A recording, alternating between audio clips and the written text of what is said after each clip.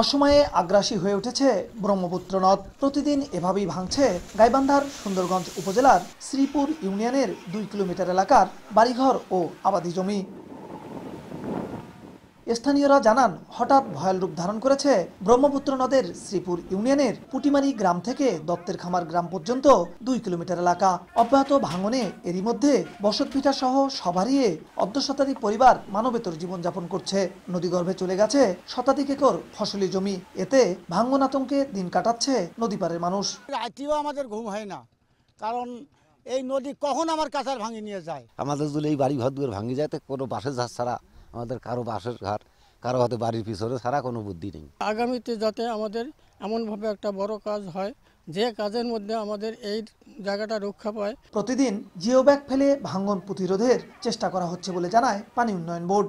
1800 metre জায়গায় দত্তের খামার থেকে পুটিমারি পর্যন্ত ব্যাপকভাবে নদী ভাঙন দেখা দেয়।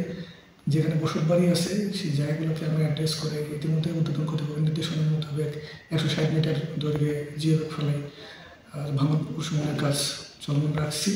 ব্রহ্মপুত্র নদের উজানে লালচামার ও ভাটিতে কামারজানি এলাকায় স্থায়ী প্রতিরোধের কাজ সমাপ্ত হলেও মাঝে 2 কিলোমিটার অংশ অরক্ষিত রয়েছে।